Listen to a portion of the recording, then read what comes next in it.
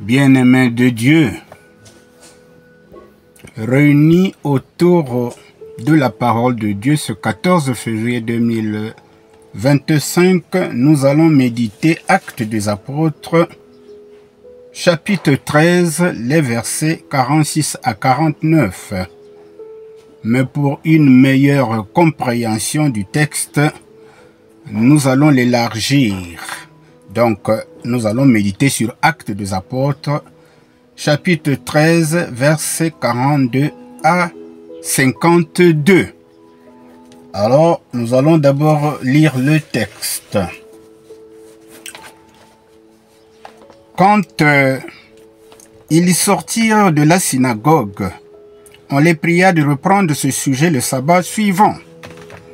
L'assistance se dispersa, mais un certain nombre de Juifs et de prosélytes adorateurs de Dieu suivirent Paul et Barnabé. Ils continuèrent de converser avec eux pour les persuader de persévérer dans la grâce de Dieu.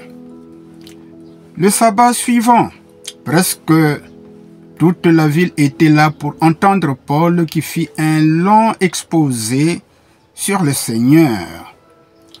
Les Juifs furent pris de jalousie en voyant tout ce monde, et ils commencèrent à contredire Paul avec des insultes. Paul et Barnabé ne se laissèrent pas démonter.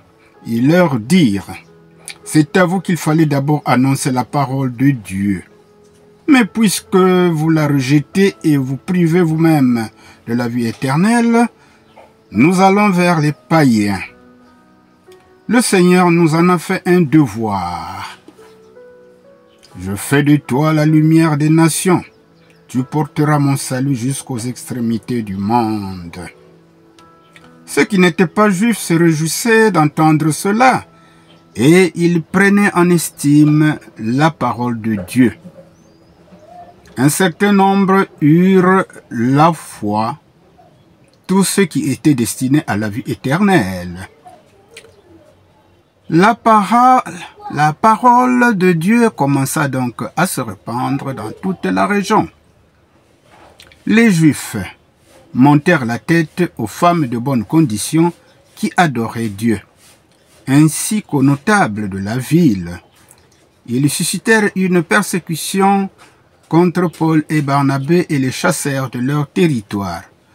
Ceux-ci secouèrent dans leur direction la poussière de leurs pieds et partirent vers Iconium. Ils y laissaient les disciples remplis de joie et de l'Esprit Saint.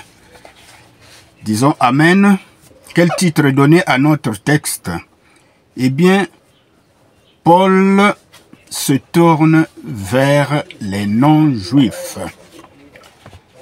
Alors, nous allons donc chercher à comprendre le message que nous réserve ce texte. Du moins, c'est ce que nous avions pu concocter. Alors, si vous lisez le texte précédent, c'est-à-dire Acte 13, les versets 1 à 43, eh bien, ce texte nous décrit la mise à l'écart et la consécration de Barnabas et Saul pour l'œuvre d'évangélisation des païens par l'église d'Antioche. Arrivés à Antioche de Pisidie, les deux apôtres annoncèrent la bonne nouvelle dans les synagogues et en dehors. En voyant tant de monde désirant les écouter, les Juifs de la diaspora furent remplis de jalousie et se mirent à les persécuter. Ce que nous pouvons lire au verset 45. Cependant, les païens furent remplis de joie et se mirent à louer Dieu pour sa parole qui apporte le salut et la vie éternelle. Ce que nous pouvons lire au verset 48. Alors, donc, c'est dans ce contexte de persécution des Juifs judaïsants que Paul et Barnabas, malgré ces désagréments, annoncèrent le Christ ressuscité. Eh bien, ils furent par la suite expulsés du territoire d'Antioche de Pisidie. Bien, alors, nous allons comprendre pourquoi la jalousie des Juifs. Eh bien, les Juifs judaïsants se trouvent certainement des arguments théologiques contre Paul et Barnabas pour agir ainsi. Mais dans ce texte, Luc s'attache à relever la vraie raison de leur hostilité. La vraie raison, c'est la jalousie. Oui, ils sont jaloux, car Paul et Barnabas drainent assez de monde dans l'accomplissement du ministère de salut.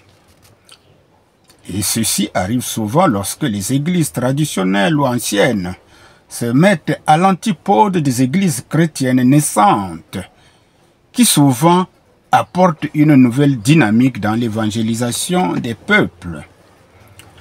La jalousie naît quand nous voyons d'autres réussir là où nous avons échoué. Certes, la jalousie est une réaction naturelle, mais veillons à ne pas laisser nos sentiments nous conduire à nous opposer à l'œuvre de Dieu, l'œuvre du salut de l'humanité. Plutôt cultivons l'esprit de sagesse et de discernement et réjouissons-nous lorsque d'autres communautés viennent en appui de l'accomplissement de l'ordre missionnaire que Christ nous a confié. Cet ordre missionnaire que nous pouvons lire en Matthieu 28, les versets 18 à 20. Alors, donc, nous pouvons dire que malgré ce désagrément, puisque Paul et Barnabas se sont persécutés, chassés, les nouveaux disciples de Christ, quant à eux, étaient remplis de joie et de l'Esprit Saint, ce que nous pouvons lire au verset 52. Alors ce récit nous donne de comprendre deux vérités fondamentales de l'Écriture. La première, la parole de Dieu qui sort de la bouche d'un serviteur ne revient pas à Dieu sans accomplir sa volonté. Confère Ésaïe 55, verset 11. La deuxième vérité, la proclamation de l'Évangile ne choisit pas de temps. C'est pourquoi il nous est demandé, en 2 Timothée 4, verset 2, « Proclame la parole, insiste que l'occasion soit favorable ou non. » Ce que Paul instruit à Timothée. Alors, quelle application pour notre vie? Eh bien, la vie du disciple de Christ est souvent pavée d'événements qui interpellent, mais qui aident à grandir dans la foi si nous y prêtons attention. Soyons donc vigilants et attachés à Christ, notre modèle de vie, et ayons foi en sa promesse, laquelle « Je suis moi-même avec vous chaque jour jusqu'à la fin du monde ». Matthieu 28, verset 20. Alors voilà, mes bien-aimés, ce que nous avions voulu partager avec vous, mais vous pouvez continuer à y réfléchir et vous serez enrichis à tous égards. Alors, likez, partagez et continuez à méditer ensemble avec nous sur Berphilo TV. Que Dieu vous bénisse. Amen.